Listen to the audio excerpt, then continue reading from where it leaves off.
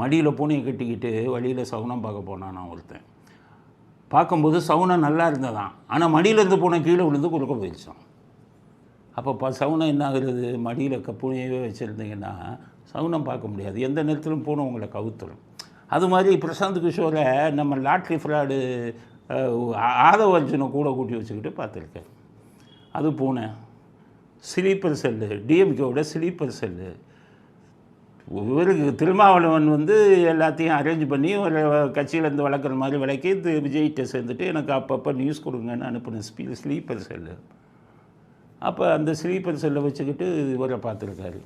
அவன் க்ளீனாக ஏமாற்றிட்டான். முதல்வர் மக்கள் நலமா திட்டம்னு ஸ்டாலினை ஏமாற்றினான். ஸ்டாலினுக்கு மக்கள் நலத்திட்டம், திண்ணை பேச்சு திட்டம் இப்படி ஏமாற்றினான். இப்போ என்ன கொண்டு வந்துட்டார் இருந்தாலும் பிரசாந்த் கிஷோர் இவர்கிட்ட வீட்டுக்கும் ஒரு ஓட்டு அப்படின்னு கொண்டு வந்துட்டான். 300 கோடி காரி ஏமாந்துடுவார்.